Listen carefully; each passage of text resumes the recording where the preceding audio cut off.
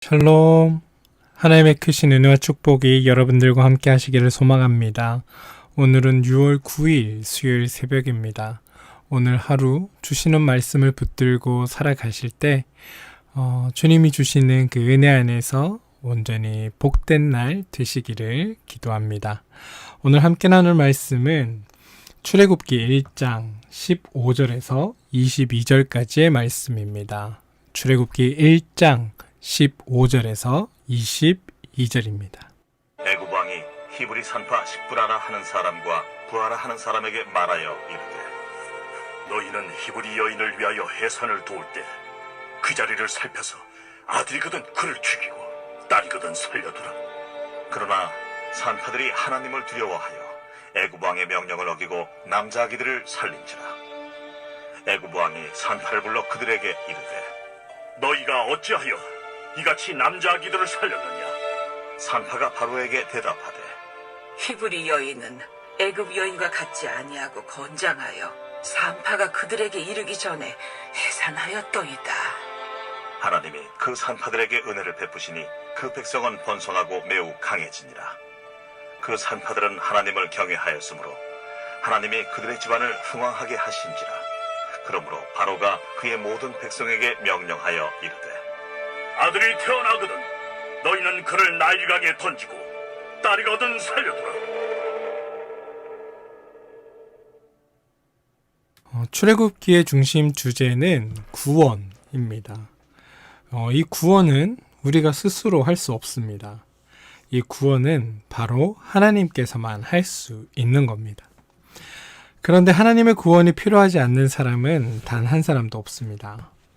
그런데 출애굽기에서 이 구원 사건을 다루는 데 있어서 이 구원 사건 그 자체보다 중요하게 여기는 것이 있습니다. 바로 구원하시는 하나님은 어떤 분이신가? 그리고 구원을 받는 우리는 어떤 존재인가 하는 물음입니다. 따라서 출애굽기를 구원의 사건을 두고 이야기하지만 출애굽기를 통해 우리는 우리를 구원하시는 하나님에 대해서 또 구원받는 우리가 어떤 존재인지를 확인할 수 있게 됩니다. 그렇게 간혹 우리의 믿음이 흔들리거나 우리의 믿음이 약해진 것 아닐까라는 생각이 들 때면 이 출애굽기를 읽기를 권해드립니다. 그러면 이 출애굽기 안에서 하나님은 나에게 또 우리에게 어떤 존재인지 또 나는 하나님께 어떤 존재로 인식되고 있는지를 발견할 수 있습니다. 하나님이 구원하시는 그 사랑이 우리에게 감동으로 다가오는 것을 출애굽기를 읽으면서 발견하실 수 있게 될 것입니다. 이 출애굽기의 역사적 배경을 보면 당시 고대 근동 여러 지역에 살고 있던 크고 작은 민족들이 이 애굽으로 이민을 많이 갔습니다. 요셉 일가도 야곱 일가도 가문이 들어서 나일강 유역에 비옥한 땅이 많았던 애굽으로 이민을 갑니다. 상황이 조금 다르긴 하지만 오늘날에도 같은 지역에 살아도 좀 더 살기 좋은 지역으로 가려고 애쓰는 것처럼 이 당시는 가뭄이 들거나 주변에 살기 어려운 환경이 조성되면 살기 좋은 지역으로 떠나 정착하는 것이 매우 일반적인 일이었습니다. 실제로 요셉이 총리가 되었던 주전 18세기에서 16세기에 애굽에는 이런 일이 있었습니다. 셈족 계통의 힉소스란 족이 애굽을 통치했는데 바로 이 요셉이 셈족 계열이거든요. 그러니까 이 요셉이 애굽을 통치하는 게 실제로 가능했다는 것이 역사적으로 증명된 사실입니다. 그러니까 이것을 요즘 상황으로 바꾸어 보면 외국에 일하러 온 노동자 중 한 사람이 우리나라의 국무총리가 되었다라고 생각하면 됩니다. 그런데 여러분 한번 가정을 한번 해봅시다. 외국인 노동자가 우리나라에 와서 우리나라의 국무총리가 되려 한다면 사람들이 어떻게 생각할까요?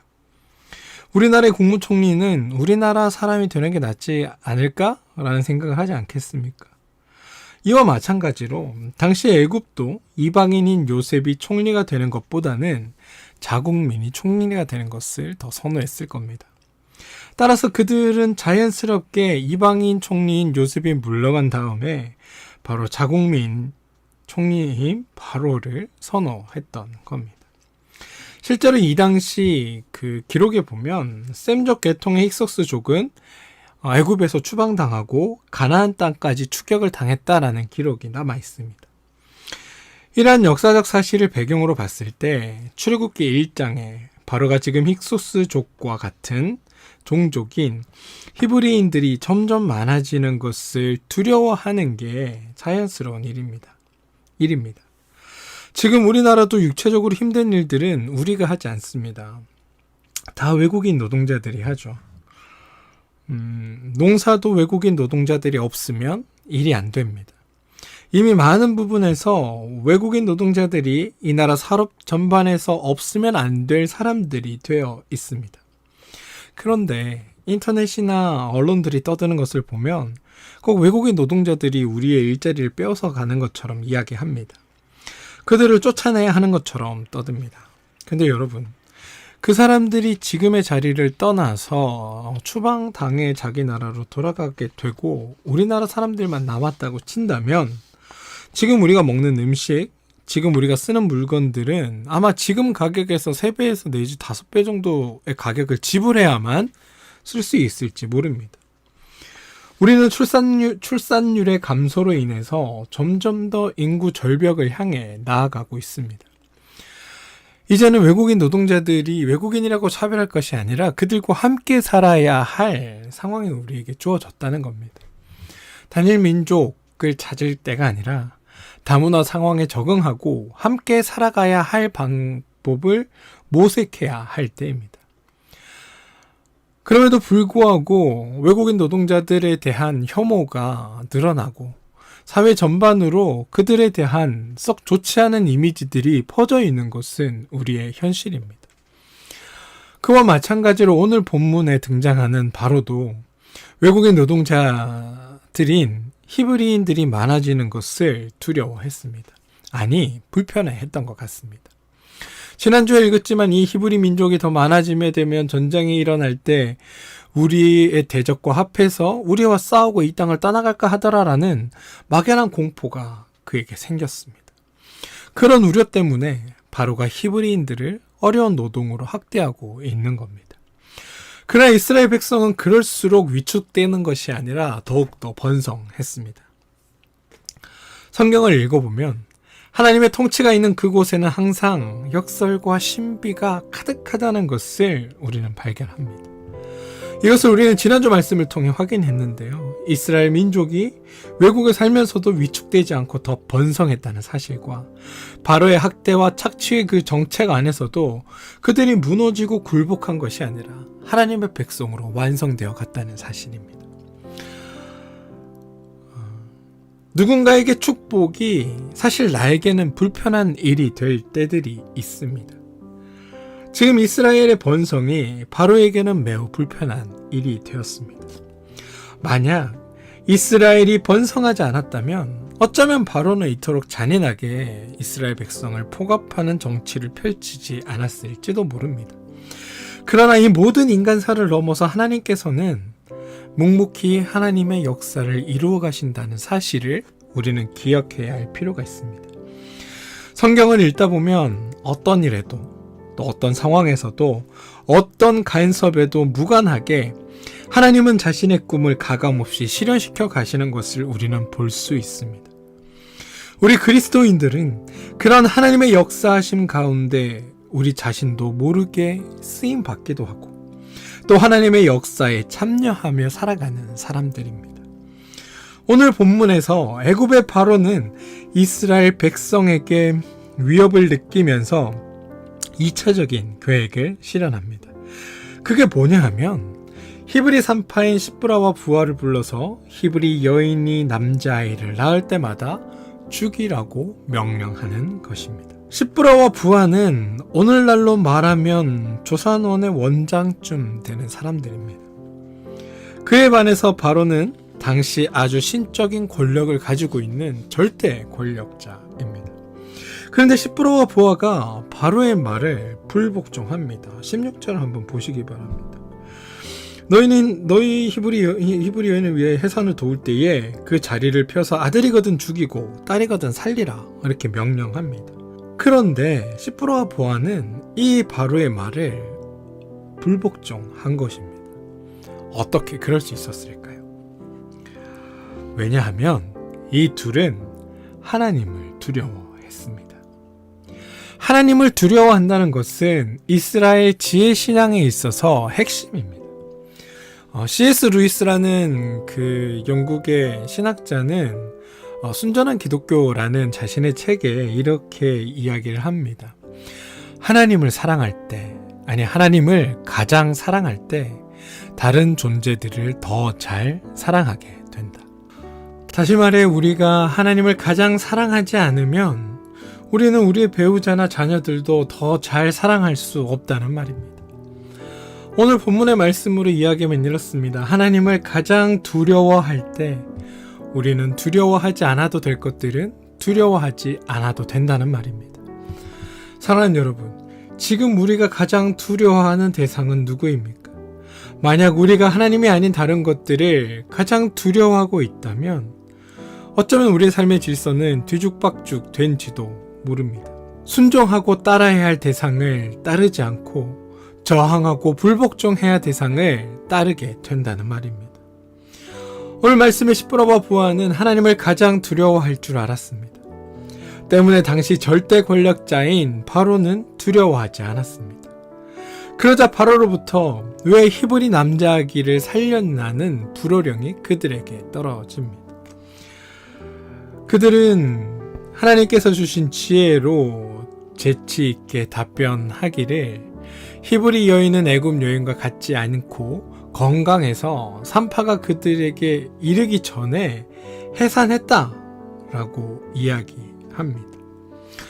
우리는 살면서 반드시 어떤 선택을 해야 될 때가 있습니다. 그리고 그 선택에 따른 결과를 책임지게 되어 있습니다. 일상의 소소한 선택도 있지만 아주 중요한 갈등 상황에서 내리는 중요한 결정도 있습니다. 이것이 우리의 삶의 판도를 바꾸기도 합니다. 지금 이 시브라와 부하는 하나님을 가장 두려워해서 바로의 명령에 불복종하는 선택을 합니다. 그리고 그 결과는 20절과 21절 말씀을 함께 읽도록 하겠습니다. 하나님이 그 산파들에게 은혜를 베푸시니 그 백성은 번성하고 매우 강해지니라. 그 산파들은 하나님을 경외하였으므로 하나님이 그들의 집안을 흥왕하게 하신지라. 시브라와 부하가 하나님을 경외하자 하나님께서 그들에게 지금 두 가지 은혜를 베풀어 주시는데요. 첫 번째는 그들로 인하여 그의 백성이 번성하고 강해지는 것. 두 번째는 하나님의 그들의 집안을 흥왕하게 하신 것입니다. 공동 번역은 이렇게 이야기합니다. 시브라와 부하의 후손들을 일으켜 주었다. 새 번역에서는 하나님께서 그들을 번성하게 하셨다. 우리는 여기서 인생의 원리를 배울 수 있습니다. 뭐냐 하면 하나님께서 아브라함에게 너는 복이 되어라 라고 너는 세상에 복이 되어라 하셨을 때 아브라함을 만나는 모든 사람들이 복을 받았지만 아브라함 자신도 복된 존재가 되었습니다. 오늘 본문에서 시브라와 부하가 하나님을 경외하자 자신들의 가정만이 잘된 게 아닙니다. 이들로 인해서 이스라엘 백성들도 더 번성하게 되었습니다. 만약 우리가 하나님 안에서 복된 존재가 된다면 우리 때문에 우리 이웃들도 복을 받게 됩니다. 내가 복된 존재가 되면 이웃에게 해를 끼치는 일이 없습니다. 시브라와 부하가 하나님을 경외하고 하나님의 복을 받자 그들의 가정뿐만이 아니라 이스라엘 민족 모두가 복을 받습니다. 오늘 우리는 본문에서 두 가지 부류의 사람을 만납니다. 하나는 하나님의 대적하는 위치에 서 있는 애굽의 바로 왕과 또 하나는 하나님의 꿈을 이루는 데 쓰임받는 시브라와 부하입니다. 지금 우리는 어느 자리에 서 있을까요? 우리 자신도 모르게 하나님을 대적하는 자리에 서 있지는 않습니까? 우리는 정말 하나님의 꿈을 이루는데 그 흐름에 서 있는 시브라와 부하 같은 위치에 서 있습니까? 우리는 오늘 하루 어떤 자리에서 살아가게 될까요? 애굽의 절대 권력자인 바로는 하나님을 대적하는 위치에 서 있습니다. 반면 시브라와 부하는 당시 사회적인 약자인 여성이었지만 주체적인 삶을 보장받지 못하고 한 사회의 주변인으로 살아가야 했음에도 불구하고 그들은 하나님의 꿈의 편에 서 있습니다. 그리고 그 결과 그들은 하나님의 동역자로서 쓰임받고 그들이 구하지도 않았던 가정의 복을 받게 되었습니다. 그들은 여호와를 경외하는 것 그 하나만으로 그들이 달라고 구하지도 않았던 가정이 흥왕하는 복을 받게 되었다는 겁니다. 사랑하는 성도 여러분, 여러분의 가정도 복을 받기 원합니다. 그런데 오늘 본문의 말씀은 하나님의 복을 받는 사람은 단지 복을 달라고 해서 받는 방법도 있지만 하나님을 경외하는 마음과 하나님을 경외하는 선택이 우리로 하여금 복된 삶으로 이끌어 준다는 것을 말씀해 주고 있습니다. 시브라와 부하는 애굽의 바로를 두려워할 만했습니다. 그러나 그들에게 어떤 지혜가 있었냐 하면 두려워할 자를 두려워하는 지혜가 있었습니다. 하나님을 두려워할 줄 알았다는 것입니다. 그래서 두려워하지 말아야 할 것은 두려워하지 않게 되었습니다. 그리고 그 결과 그들은 자신도 모르게 하나님의 동역자로 쓰임을 받았고 그들이 구하지도 않은 은혜와 복을 받았다는 것을 우리 오늘 말씀을 통해 볼 수 있습니다. 오늘 이 새벽 주님 앞에 기도의 제목이 많고 하나님께 간구해야 할 우리의 복도 많지만 하나님께서 오늘 우리에게 한 가지 중요한 삶의 방향을 알려주십니다. 하나님을 경외할 때, 하나님을 두려워할 줄 알 때 우리의 삶의 질서는 복받는 사람이 된다는 겁니다. 그저 하나님을 경외합시다. 하나님을 경외하면 하나님이 하나님을 경외하는 자를 복의 사람의 길로 가게 하십니다. 오늘 성경 본문은 우리의 인생을 아주 단순하게 두 부류의 인생으로 나눠서 보여줍니다. 하나님을 대적하는 흐름에 서 있는지 아니면 하나님의 꿈에 속해 있는 자리에 서 있는지. 오늘 시브라와 부하가 당대의 별것 아닌 아무도 관심하지 않을 산파에 불과했지만 당대 최고의 권력자 이상으로 하나님께 인정받은 사람으로 하나님의 은혜 가운데 거했다는 것을 말씀은 우리에게 보여줍니다. 오늘 이 새벽에 나오셔서 아마 많은 기도의 제목들을 가지고 또 하나님께 간구해야 할 많은 복도 있으시겠지만 하나님께서 오늘 우리에게 알려주신 한 가지 원리를 기억해 주시길 바랍니다. 하나님을 경외하게 될 때, 하나님을 두려워할 줄 알 때 우리의 삶에 하나님의 복이 있다는 것입니다. 복을 받기 원한다면 그저 하나님을 경외하면 됩니다. 하나님을 경외하는 자들을 하나님께서는 복의 사람의 길로 이끄십니다. 오늘 성경 본문은 우리의 인생을 아주 단순하게 두 부류의 인생으로 나누어 보여줍니다. 하나님을 대적하는 흐름에 서 있는지 아니면 하나님 꿈에 속해 있는 위치에 서 있는지. 오늘 시브라와 부하가 당대의 별것 아닌 아무도 관심하지 않는 산파에 불과했지만 당대 최고의 권력자 이상으로 하나님께 인정받고 하나님의 은혜 가운데 거했음을 말씀은 우리에게 보여주고 있습니다. 또한 이를 통해서 주님은 우리에게 질문하십니다. 너는 오늘 어느 자리, 어느 위치에 서 있겠느냐? 오늘 말씀 안에는 하나님을 경외하는 자들로서 하나님의 사람으로 살기를 바라는 하나님의 마음이 오늘 본문 안에 있다는 것을 기억하시고 오늘 하루를 살아가시는 동안 하나님을 경외함으로 주님이 주시는 그 복을 누리고 나와 나의 가정과 나의 이웃이 모두 복 안에 거하는 기쁜 날 되시기를 소망합니다. 그리고 주님의 꿈을 이루는데 그 귀한 존재로 쓰임받는 하나님의 사람이 되어주시길 주님의 이름으로 축원드립니다. 기도하겠습니다.